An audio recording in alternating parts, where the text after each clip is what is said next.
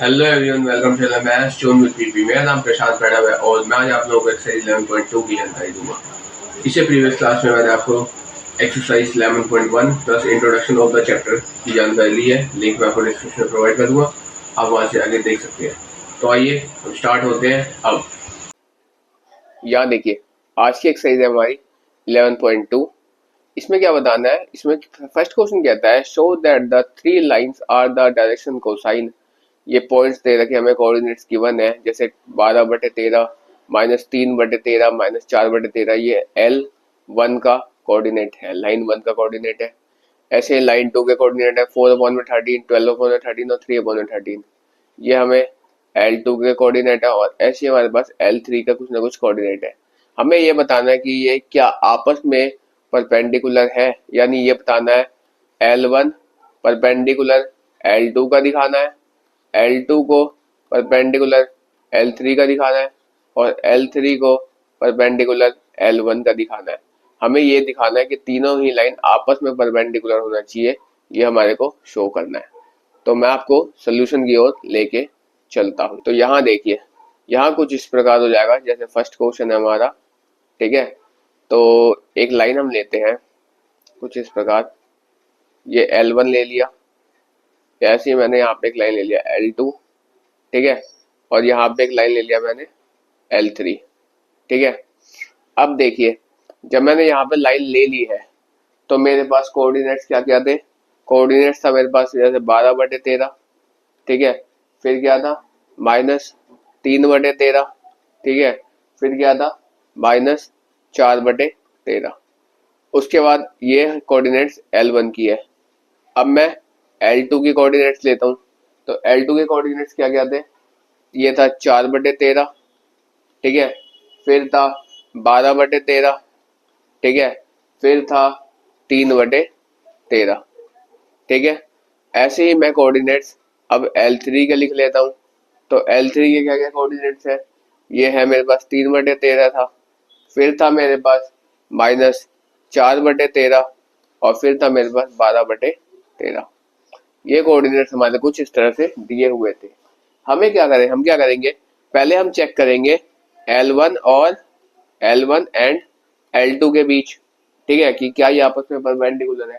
तो परपेंडिकुलर कराने का फॉर्मूला क्या था, वो फॉर्मूला होता था L1 L2 plus M1 M2 plus N1 N2 बराबर 0 होना चाहिए।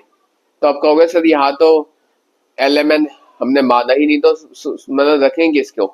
तो ये जो फर्स्ट कोऑर्डिनेट है ये L1 है, ये जो है ये M1 है और ये जो है ये N1 है। ऐसे ही ये L2 M2 और N2, ऐसे ही ये L3 M3 और ये N3।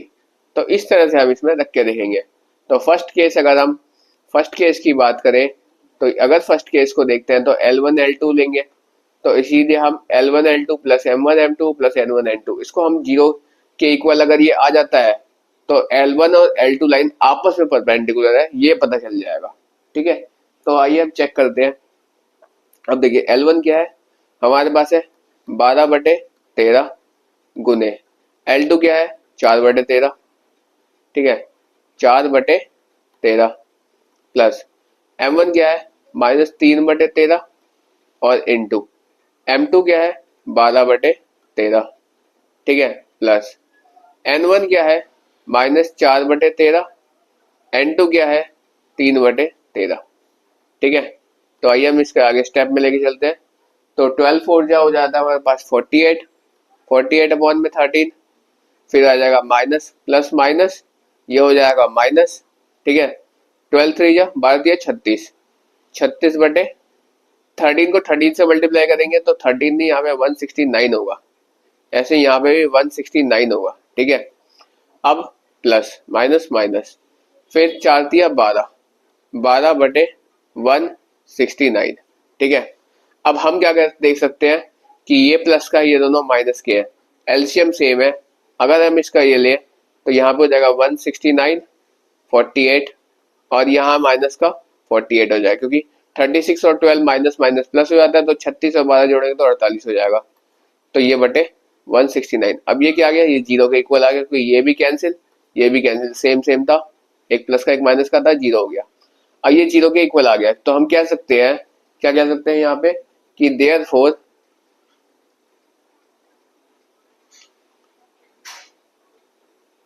हम यहाँ कह सकते हैं कि देयरफॉर जो L1 लाइन है ये परपेंडिकुलर हो जाएगी L2 के, ठीक है।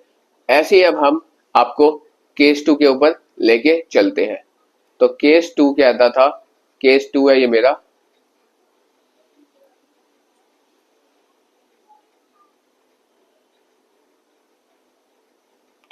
केस 2 है मेरा यहाँ पे कुछ इस प्रकार, ठीक है। तो केस 2 में करना है L2 को और L3 को चेक करना था, ठीक है। L2 L3 को चेक करना था, तो L2 के लिए फॉर्मूला क्या हो जाएगा, वही फॉर्मूला होगा, L2 L3 plus M2 M3 plus N2 N3, ठीक है। अब L2 क्या था, L2 मेरे पास था 4/13 इंटू L3 क्या था 3/13 प्लस M2 क्या था, M2 था मेरे पास 12/13, ठीक है, इंटू एन M3 क्या था, ये था M3 मेरे पास था, एक मिनट, M3 था, इसमें चेक कर लेते हैं एक बार, M3 -4/13, ठीक है। तो ये हो जाएगा मेरे पास -4/13 इंटू N2 क्या था 3/13, तो ये हो जाएगा 3/13 इंटू N3 क्या था 12/13, तो 12/13, ठीक है। तो ये कुछ इस प्रकार हो जाएगा। अब देखिए, अब हम इसको सॉल्व कर लेते हैं। तो 4×3 = 12, 12/13 169, 13 इंटू 13 169, तो 12/169, फिर आ जाएगा 12×4 = 48 प्लस 48 प्लस माइनस माइनस हो जाएगा, ये माइनस का 48/169, और यहाँ पे हो जाएगा ये साइन यहाँ पे प्लस का लगेगा, ठीक है, क्योंकि इसके अकॉर्डिंग ये 0 का इक्वल आना चाहिए, हमें चेक करना है। तो 12×3 = 36, तो यहाँ पे प्लस का 36/169।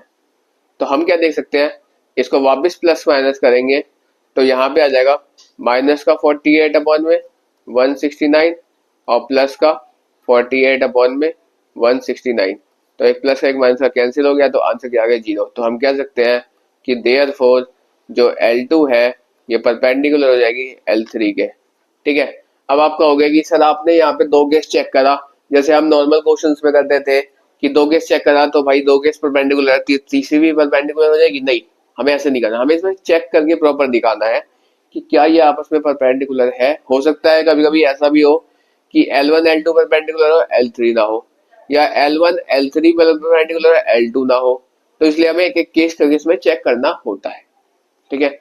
तो अब मैं इसके केस 3 के ऊपर लेके चलता हूँ आपको। केस 3, इसमें क्या करना है, L1 को परपेंडिकुलर दिखाना है L3 के, यहाँ पे L1 परपेंडिकुलर टू L3 ये लिख दिया आप, या L3 परपेंडिकुलर टू L1 लिख दिया, ये दोनों ही ठीक है, कोई भी गलत नहीं है, ठीक है। आप दोनों में से कोई सा एक लिख सकते हैं। तो मैं L1 L3 को लेके चलता हूँ, तो या L3 L1 को ही लेके चलता हूँ, इसमें कोई दिक्कत नहीं, दोनों सेम सेम है। तो L3 L1 को लेके चलता हूँ, तो ये हो जाएगा हमारे पास L3 plus L3 into L1 plus M3 into M1 plus N3 into N1। क्या ये हमारे 0 के बराबर आएगा, ये हमें चेक करना है, ठीक है। तो इसके लिए L3 क्या था, L3 था मेरे पास 12/13 इंटू, यहाँ पे हो जाएगा 3/13, 3/13, ठीक है, प्लस ये क्या हो जाएगा -3/13 इंटू, ये हो जाएगा माइनस का 4/13 प्लस N3 -4/13 इंटू, ये हो जाएगा हमारे पास 12/13, ठीक है, ये आ जाएगा। अब हम इसको सॉल्व कर लेंगे, तो यहाँ पे हो जाएगा हमारे पास, यहाँ देख सकते हैं आप, नेक्स्ट स्टेप में मैं आपको दिखाता हूँ कि 12×3 36 अपॉन में यहाँ पे 169। ठीक है, अब माइनस माइनस प्लस। ठीक है, तो यहाँ पे क्या हो जाएगा, प्लस का हो जाएगा मेरे पास 4 तिया 12 अपॉन में 169, और ये minus plus minus minus 48 upon में 169। तो हम क्या देख सकते हैं, माइनस का 48 अपॉन में 169 प्लस का 48 अपॉन में 169। तो इस तरह से एक प्लस का एक माइनस का, एक प्लस का और एक माइनस का कैंसिल हो जाएगा और आंसर हमारा 0 हो जाएगा। तो हम कह सकते हैं कि जो L3 है ये परपेंडिकुलर हो गया L1 के। ठीक है, तो ये परपेंडिकुलर हो गया जब, तो हम क्या कहेंगे कि हम फाइनल आंसर इसमें लिख सकते हैं कि हेंस जो है दीज लाइंस, यानी कौन कौन सी लाइन है, L1, L2 and L3 are mutually perpendicular. ये मेरा प्रूव हो गया और यही मेरा आंसर हो गया। तो इस तरह से जो मैंने आपको समझाया, आप इस तरह से हमारा क्वेश्चन नंबर 1 यहाँ पे सॉल्व होता है। अब मैं आपको नेक्स्ट क्वेश्चन नंबर 2 की ओर लेके चलता हूँ। यहाँ पे हमारे पास सेकंड क्वेश्चन है। ये कहता है show that the lines through the point this one and this one is perpendicular line through the point this one and this one. तो ये हमें दिखाना है कि क्या ये पॉइंट परपेंडिकुलर है इस लाइन और इस लाइन के। तो यहाँ पे मैंने यहाँ पे फिगर बनाया हुआ है, कुछ फिगर से मैंने इस तरह डिनोट कर रखा है कि एक लाइन हमने हॉरिजॉन्टल लिया, एक लाइन हमने वर्टिकल लिया। ठीक है, तो फर्स्ट पॉइंट यहाँ पे लिखा है, सेकंड पॉइंट यहाँ पे, थर्ड पॉइंट यहाँ पे एंड फोर्थ पॉइंट यहाँ पे। तो मैंने कुछ इस तरह से यहाँ पे इसको दर्शाया हुआ है। तो हमें क्या शो करना था कि क्या ये परपेंडिकुलर है। अब परपेंडिकुलर प्रॉपर्टी क्या होती है, सबसे बड़ी बात है परपेंडिकुलर प्रॉपर्टी क्या होती है। वो कहता है A1 A2 plus B1 B2 plus C1 C2 ये आपस में 0 होना चाहिए। ये ही इक्वल सॉल्व करके हमारा 0 के इक्वल आना चाहिए। अगर 0 के इक्वल आ जाता है तो ये परपेंडिकुलर प्रॉपर्टी हमारी प्रूव हो जाती है। ठीक है, तो हम क्या करेंगे, हम पहले A1 B1 C1 और A2 B2 C2 निकालते हैं। तो वही पुराना मेथड, कैसे निकालेंगे, A1 B1 और C1, और यहाँ लिखते हैं A2 B2, यहाँ नहीं लिखते हैं, यहाँ लिखते हैं A2 B2 और C2। A1 निकालने की क्या ट्रिक है, A2 minus A1 X2 minus X1 यानी 3 माइनस 1। ठीक है, 3 माइनस 1 यानी 2। ठीक है, 4 B1 निकालने का 4 माइनस माइनस प्लस 1, तो यहाँ पे आ गया 5। ठीक है, अब -2 और यह माइनस का 2, तो माइनस का 4, C1 आ गया। अब हम A2 निकालेंगे, X2 माइनस X1 यानी 3 माइनस 0 यानी 3 आ गया। फिर B2 निकालेंगे, 5 माइनस 3 यानी 2 आ गया, और C2 निकालेंगे तो 6 माइनस 2 यानी हमारे पास 4 आ गया। ठीक है, अब क्या करेंगे, A1 A2 plus B1 B2 और प्लस C1 C2 में वैल्यू पुट कर देते हैं। ठीक है, तो हम क्या करेंगे, यहाँ पे यहाँ लिखते हैं by perpendicular property perpendicular property द्वारा क्या होता है, A1 A2 plus B1 B2 plus C1 C2 ये हमारा 0 होना चाहिए। तो ठीक है, हम लिखते हैं वैल्यू, A1 क्या है 2 इंटू 3 प्लस B1 क्या है 5 इंटू 2 प्लस C1 क्या है -4 इंटू 4 बराबर 0। ये हमें दिखाना है। ठीक है, ये हमको दिखाना है। तो हम जानते हैं 6 प्लस 10 और ये माइनस का 16 बराबर 0। तो 16 माइनस 16 बराबर 0। हाँ, ये 0 के इक्वल आ गया। तो हम कह सकते हैं, क्या कह सकते हैं यहाँ पे कि सिंस, क्या कह सकते हैं कि यहाँ लिखते हैं since A1 A2 B1 B2 and C1 C2 ये जो है ये है आर ऑल परपेंडिकुलर लाइंस, कि ये सारे ही परपेंडिकुलर लाइंस हैं। क्यों? क्योंकि ये हमारी जो परपेंडिकुलर प्रॉपर्टी है उसको यहाँ पे प्रूफ कर रहा है, इक्वल जीरो के लेके आ रहा है इसलिए। तो कुछ इस तरह से हमारे यहाँ पे सेकंड क्वेश्चन सॉल्व हो जाता है। अब मैं आपको नेक्स्ट क्वेश्चन नंबर थर्ड की ओर लेके चलता हूँ। यहाँ देखिए थर्ड क्वेश्चन कहता है हमारे को, show that line through the point 478,234 is parallel to the line through the point -1 -2 1 and 1 3 5। यानी हमें क्या करना है, जैसे हमने लाइन फर्स्ट को L1 माना, इसको पैरेलल शो करना है L2 के। ठीक है, यही हमारे को थर्ड क्वेश्चन के अंदर करना है। तो आइए हम आपको सॉल्यूशन की ओर लेके चलते हैं। अब देखिए यहाँ पे दो लाइन लिया मैंने, जैसे इसको हम L1 मान लेते हैं और इसको हम L2 मान लेते हैं। तो हमें क्या शो करना है कि L1 जो लाइन है ये पैरेलल है L2 के, ये हमारे को यहाँ पे शो करना है। तो आइए हम आपको सॉल्यूशन की ओर लेके चलते हैं। तो सॉल्यूशन पहले जैसे हमने पहले किया था वैसे करेंगे। A1 x2 - x1 यानी 2 - 4, ठीक है, A1 B1 C1, और ऐसे ही करते हैं A2 B2 और C2। ठीक है, तो 2 - 4 यानी माइनस का 2, B1 क्या है, B1 हो जाएगा मेरे पास 3 - 7, ठीक है, 3 - 7 माइनस का 4, और C1 जो है ये क्या हो जाएगा मेरे पास 4 - 8 यानी माइनस का 4 आ जाएगा।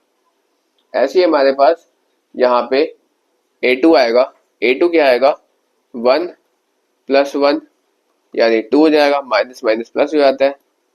अब B2 क्या आ जाएगा, B2 आ जाएगा मेरे पास 2 माइनस माइनस प्लस हो जाएगा 2, तो 4 आ जाएगा, और ऐसे ही हमारे पास आ जाएगा 5 - 1 तो 4 आ जाएगा।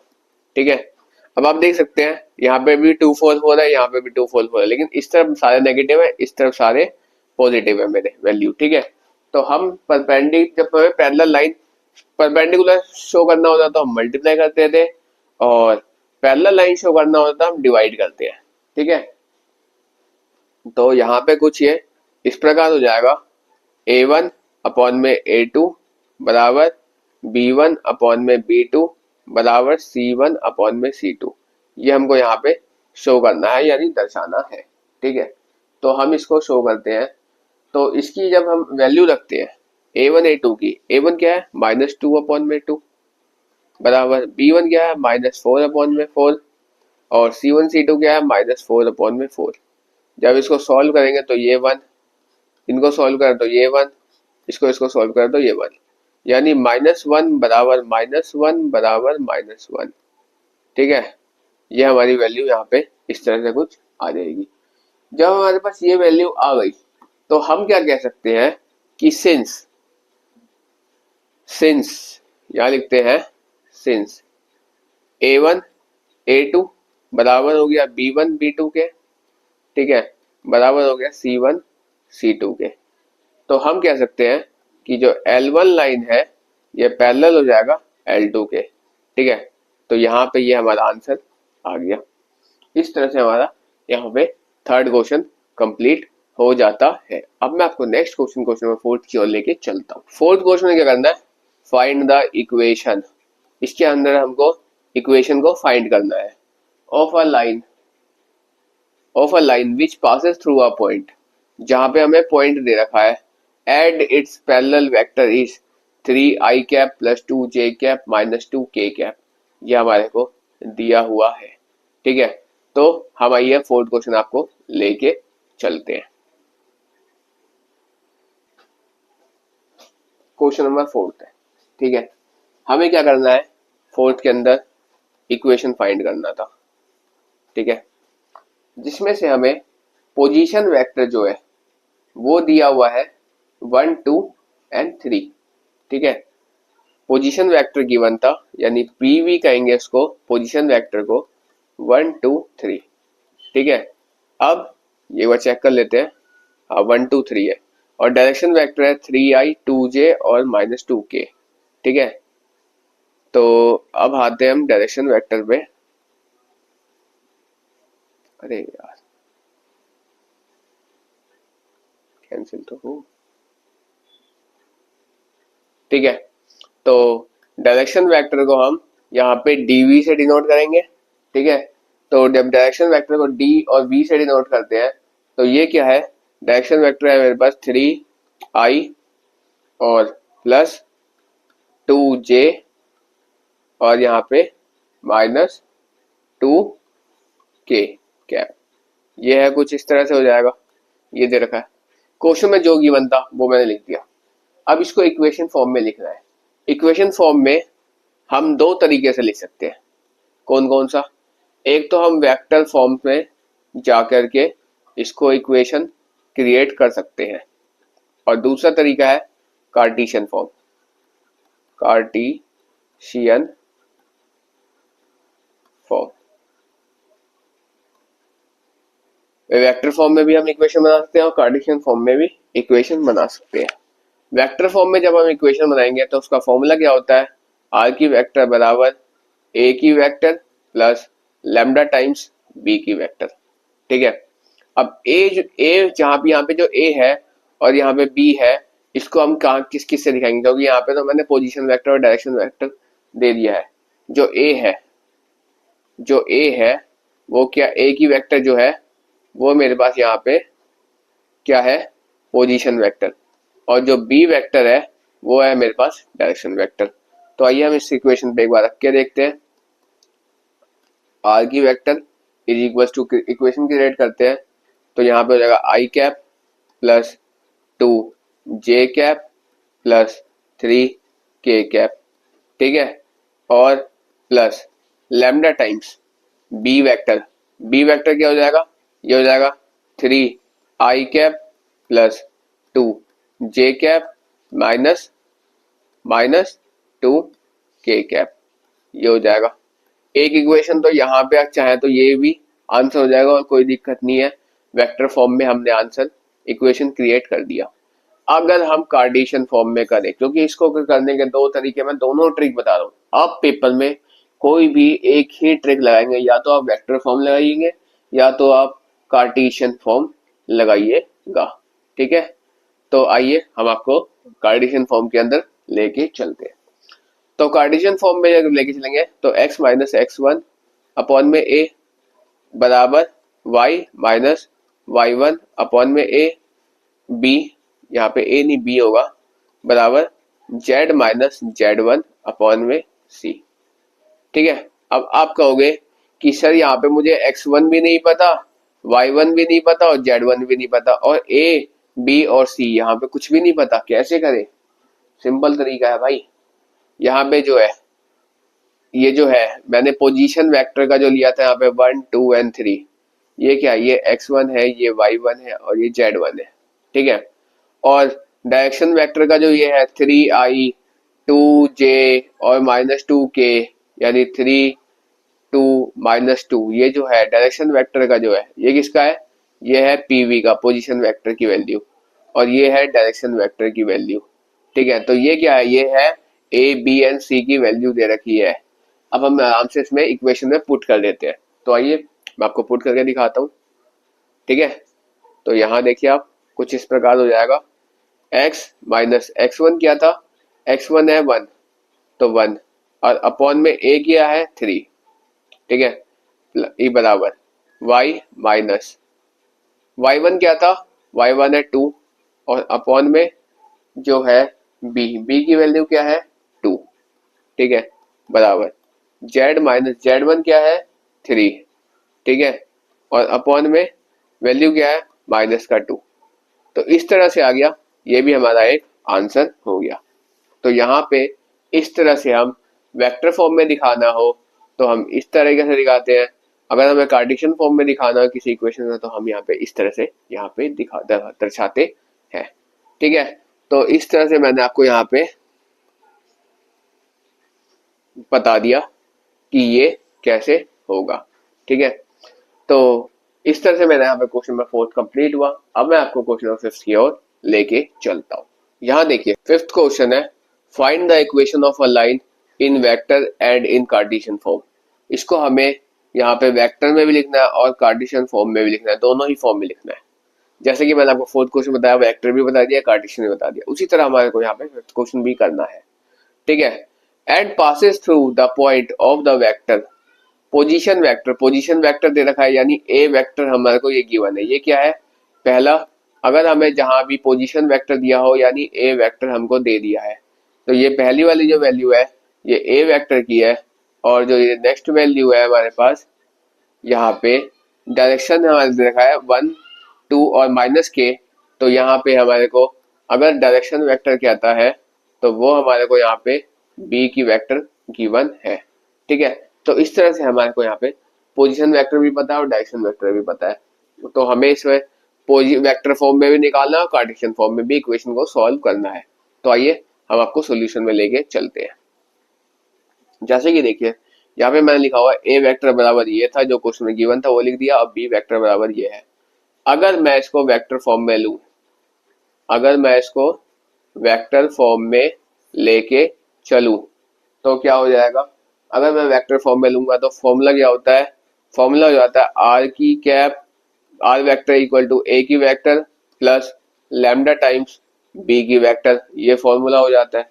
तो ए वेक्टर क्या है, 2i की कैप माइनस जे की कैप प्लस 4k की कैप। ठीक है, बराबर यहाँ पे प्लस हो जाएगा lambda times B vector, B vector क्या है I cap plus 2j cap minus k की कैप, ये हो जाएगा। तो ये तो हमारा आंसर आ गया वेक्टर फॉर्म में। अगर हम इसी को कार्टेशियन फॉर्म में लिखें, अगर हम इसको कार्टेशियन फॉर्म में अगर लेके चले, अगर हम इसको कार्टेशियन फॉर्म में लेके चले तो हमारे पास क्या आएगा वैल्यू, वो मैं आपको दिखाता हूँ। अगर मैं इसको कार्टेशियन फॉर्म में लेके जाऊंगा तो वैल्यू फॉर्मूला क्या होता है, x माइनस x1 अपॉन में a, उसके बाद बराबर y माइनस y1 अपॉन में a b, यहाँ पे b आएगा, बराबर z माइनस z1 अपॉन में c, ये होता है फॉर्मूला। ठीक है, जब ये फॉर्मूला हो जाता है तो हम जानते हैं कि x1 y1 z1 हमें कहाँ से वैल्यू मिलेगी, हमें वो वैल्यू मिलेगी पोजीशन वेक्टर से, यानी इससे a वेक्टर से। a वेक्टर किसके बराबर होता है, x1 y1 और z1 की वैल्यू हमें a वेक्टर से यहाँ पे मिल जाएगी। ठीक है, अब b वेक्टर से क्या मिलेगा, b वेक्टर से हमारे को मिलेगा 1 a b और c की वैल्यू। ठीक है, तो आइए हम इसको रख के देखते हैं इक्वेशन में। 2 1, यह है 2 माइनस 1 4 और ये वैल्यू है 1 2 माइनस 1। ठीक है, तो आइए हम इसी वैल्यू को रख देते हैं, हम इक्वेशन में रख देते हैं। ये वैल्यू है x1 की, ये वैल्यू है y1 की, ये वैल्यू है z1 की, और ये वैल्यू a की, ये वैल्यू b की और ये वैल्यू c की है। ठीक है, तो x माइनस 2 अपॉन में 1 बराबर y minus minus plus 1 upon में 2 बराबर z माइनस 4 अपॉन में माइनस का 1, ये है। तो यहाँ पे ये मेरा इस तरह से आंसर हो जाएगा, और यहाँ पे मेरा यहाँ पे क्वेश्चन नंबर 5 इस तरह से सॉल्व हो जाता है। अब मैं आपको नेक्स्ट क्वेश्चन नंबर 6 की ओर लेके चलता हूँ। नेक्स्ट क्वेश्चन है find the Cartesian equation of a line passing through a point. ये हमें पॉइंट्स दे रखा है -2 4 और -5। ठीक है, अब देखिए and parallel to the line given by, और एक लाइन जो है पैरेलल है, यानी कुछ ऐसे दे रखा है L1 जो है पैरेलल है L2 के। जैसे हमें L1 की वैल्यू निकालनी है, कार्टेशियन इक्वेशन हमें L1 का, जैसे मैंने मान लिया L1 का कार्टेशियन इक्वेशन हमें निकालना है, जबकि हमें L2 की वैल्यू ऑलवेज गिवन है, ऑलरेडी गिवन है। क्या वैल्यू है, वो ये है। ठीक है, तो आइए हम आपको क्वेश्चन की ओर लेके चलते हैं। यहाँ देखिए पोजीशन वेक्टर दे रखा था, हमारे को एक पॉइंट दिया हुआ है, यानी पोजीशन वेक्टर गिवन था -2 4 एंड -5। एक वैल्यू भी गिवन है जो मैंने यहाँ पे लिख के रखी हुई है। ठीक है, L1 की वैल्यू हमें फाइंड करनी है, यानी L1 का कार्टेशियन इक्वेशन हमारे को निकालना है, और L2 का जो है यह हमारे को गिवन है। अब देखिए अब सबसे बड़ी दुविधा यहाँ पे आती है, अगर हम कार्टेशियन इक्वेशन लगाएं तो कार्टेशियन इक्वेशन अगर हम पुट करें तो कार्टेशियन इक्वेशन क्या होता है, x minus X one upon में a बराबर y minus Y one upon में b और बराबर z minus Z one upon में c। ये हमारे को वैल्यू यहाँ पे दिया हुआ है, ठीक है। अब जब हमारे को ये वैल्यू दिया हुआ है तो हम क्या करेंगे, हमने क्या देखा यहाँ पे, हमने देखा कि हमारे को यहाँ पे वैल्यू किसकी गिवन है, x1 y1 और z1, ठीक है। तो यानी ये वैल्यू पोजीशन वेक्टर में x1 y1 z1 ये तो गिवन है। अच्छा a b और c नहीं पता, a b c हमको नहीं पता, तो हम a b c कहाँ से ले। अच्छा हमें दिख रहा है कि सेकंड इक्वेशन जो है ये L2 जो लाइन है इसका a b c पता है, 3 5 एंड 6 ये तो पता हमको कि सेकंड इक्वेशन यानी L2 के मुताबिक जो a की वैल्यू है वो है 3, b की वैल्यू है वो है 5 और c की वैल्यू है वो है 6। मैंने क्या बताया कि L1 L2 के पैरेलल है, यहाँ पे क्या है इसकी वैल्यू भी दे रखी है, L2 की वैल्यू मतलब a b c की वैल्यू दे रखी है। तो हम कहेंगे कि भाई जब L1 L2 के पैरेलल है तो उसका L1 का जो पोजीशन वेक्टर है, L1 का जो पोजीशन वेक्टर है वो L2 के बराबर है L2 के। अच्छा अच्छा इसमें मैं एक और बात बताता हूँ कि जो L1 का डायरेक्शन वेक्टर है ये भी बराबर हो जाएगा L2 के, ठीक है। तो पोजीशन वेक्टर भी बराबर है और डायरेक्शन वेक्टर भी बराबर है, तो ए बी सी और एक्स वाई जेड की वैल्यू भी इक्वल हो जाएगी। तो इसी चीज को हम यहाँ पे लिख देंगे कि L1 is parallel to L2, यहां लिखते हैं हम सो L1 is parallel to L2, क्योंकि यहाँ पे रीजन दे देते हैं कि पोजीशन वेक्टर PV जो है किसका L1 का ये इक्वल है L2 के, ठीक है। और जो DV है डायरेक्शन वेक्टर है ये L1 के ये भी इक्वल है L2 के, इसीलिए L1 L2 के पैरेलल है। जब L1 L2 के पैरेलल है तो हमारे को क्या पता था कि A B C की वैल्यू चाहिए ना, तो A जो है इसका जो A वैल्यू है वो 3 है, B क्या है 5 हो जाएगा और C जो है वो 6 हो जाएगा। जब ये रीजन हो गया तो अब x1 y1 z1 यानी ये क्या था वैल्यू -2 4 और माइनस का 5, ठीक है, ये हो जाएगा। अब देखिए अब हमारी इक्वेशन क्या था, x minus minus plus 2 upon में 3 बराबर y क्या था मेरे पास y माइनस y1 यानी 4 अपॉन में 5 बराबर z minus minus plus 5 upon में 6। तो ये यहाँ पे कुछ इस तरह से आंसर हो जाता है और हमारा यहाँ पे क्वेश्चन नंबर 6 कंप्लीट हो जाता है। अब मैं आपको नेक्स्ट क्वेश्चन नंबर 7 की ओर लेके चलता हूँ। 7th क्वेश्चन है the Cartesian equation of a line is, ये हमारे को गिवन है x माइनस 5 1 में 3 equals to y plus 4 upon में 7 और बराबर z माइनस 6 अपॉन में 2, राइट इट्स वेक्टर फॉर्म। इसका हमें क्या करना है, वेक्टर फॉर्म में इसको हमें, तो यहाँ पे मैंने वैल्यू ले रखी है ऑलरेडी लिखी हुई है, इसके वेक्टर फॉर्म में लिखना है। तो वेक्टर फॉर्म में लिखने के लिए फॉर्मूला क्या होता है, r की vector is equals to a की वेक्टर इनटू a की वेक्टर प्लस हो जाता है यहाँ पे a की vector plus lambda times b की वेक्टर, यही हो जाता है। अच्छा a वेक्टर जो है इसको हम क्या कहते हैं, a वेक्टर को हम कहते हैं पोजीशन वेक्टर, अच्छा ठीक है। और जो b वेक्टर है इसको क्या कहते हैं, इसको कहते हैं हम डायरेक्शन वेक्टर, ठीक है। तो a वेक्टर को क्या कहते हैं, b वेक्टर को क्या कहते हैं। अच्छा a वेक्टर से हमें क्या वैल्यू पता चलती है, x1 पता लगता है, y1 लगता है और z1 लगता है, ठीक है। a वेक्टर से हमको ये 3 वैल्यू पता लगती है, ठीक है। तो x1 क्या है, x1 की वैल्यू है मेरे पास माइनस का 5, y1 क्या है, y1 है मेरे पास 4 और z1 क्या है, z1 है मेरे पास माइनस का 6, ठीक है। अब देखिए एक काम करते हैं, इसमें से क्या होता है माइनस माइनस प्लस हो जाता है, तो ये ना, ये हमारे पास पॉजिटिव होगा, ये पॉजिटिव होगा, ये वाला नेगेटिव होगा अकॉर्डिंग टू फॉर्मूला। ठीक है, अब पोजीशन वेक्टर तो हमको पता लग गया x1 y1 z1 की वैल्यू। अब डायरेक्शन वेक्टर में भी 3 वैल्यू होती है। ठीक है, a b और c। वो कहां से पता चलेगा? डायरेक्शन वेक्टर यहाँ से 3 7 एंड 2। तो a कितना हो जाएगा 3, b कितना हो जाएगा 7 और c कितना हो जाएगा, ये 2 हो जाएगा। तो इस तरह से हमारे पास पोजीशन वेक्टर की वैल्यू पता है, डायरेक्शन वेक्टर की वैल्यू पता है।